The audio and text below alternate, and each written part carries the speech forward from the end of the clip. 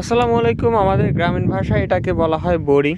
Boring হচ্ছে যেটা আমরা সাধারণত সেচ পাম্প হিসেবে চিনি। এইখানে যেটা দেখতে পাচ্ছেন আপনারা, এটা হচ্ছে মূলত একটা মেশিন, যেটা স্যালো মেশিন নামে আমরা চিনি। অনেক সময় নছিমন করিবেন যারা গ্রামে ব্যবহার আছেন বা ছিলেন তারা জানেন। তার ওইটাতে হচ্ছে নর্মালি পাম্প, ওই কল দিয়ে হচ্ছে পাম্প দিয়ে দিয়ে পানি উঠানো হয়। উঠানোর পরে তারপরে মেশিন থেকে স্টার্ট, যেহেতু অলরেডি করা থাকে, করে তারপরে হচ্ছে পাম্প করতে হয় যাতে পানিটা উপরে উঠে আসে। আর সাথে সাথে যেহেতু এটা সেন্ট্রিফিউগাল পাম্প, তাই পানিটা উপরে উঠানো লাগে। উঠানোর পরে হচ্ছে পানিটা উঠে, তার আগে পর্যন্ত উঠে না। আর এইখানে হচ্ছে আপনার একটা মালয় বা দিয়ে বাতাসটাকে আটকানো হয়, যাতে করে এই পর্যন্ত পানি উঠানোর পরে, কল দিয়ে পর্যন্ত পানি উঠাবে, দেন হচ্ছে ইঞ্জিন হচ্ছে তখন পানি দিতে পারবে। আদারওয়াইজ এটা হচ্ছে কাজ করবে না। তো এই ধরনের স্যালো মেশিন দিয়ে নর্মালি হচ্ছে আপনার করা হয়। আর এখানে গর্ত করে দাবানোর এই মূল কারণ হচ্ছে যাতে পানিটা এখানে তুলতে সুবিধা হয়।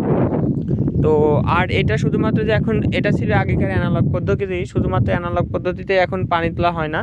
এখন নর্মালি আপনার মোটর প্লাস হচ্ছে আপনার যে ওয়াটার সাবমার্সিবল পাম্প, এই ধরনের মেশিনগুলো দিয়েও কিন্তু এখন হচ্ছে আপনার গ্রামে পানি উঠানো হয় বা সেচ দেওয়া হয়। তো নর্মালি আমি আপনাদেরকে এর আগের একটা ভিডিওতে আমি দেখিয়েছিলাম। আর এখানে আরেকটা বেশি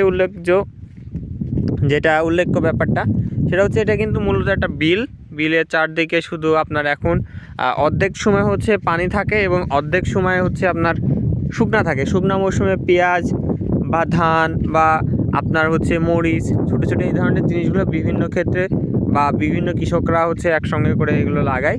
দেন বাকি 6 মাস যখন পানি থাকে, ওই পানির সময় বা বর্ষা মৌসুমের এই যে আগে এখানে কিন্তু পাট লাগানো হয়েছে। সো পাট লাগানোর পরে কি হচ্ছে, যখন বর্ষা মৌসুমে আপনার পাট লাগানো হয়, তখন আপনার এই পাটটা কিন্তু আস্তে আস্তে বড় হয়ে যায় এবং পাট হচ্ছে পানিতে কিন্তু অনেক ভালোভাবে এটা সারভাইভ করতে পারে, যার কারণে পাট লাগানো হয়।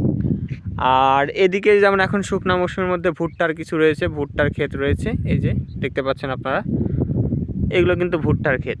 তো এই হচ্ছে বিষয়, এই হচ্ছে মোটামুটি আপনার যে মাঠের যে ফসলগুলো সেইগুলো রয়েছে।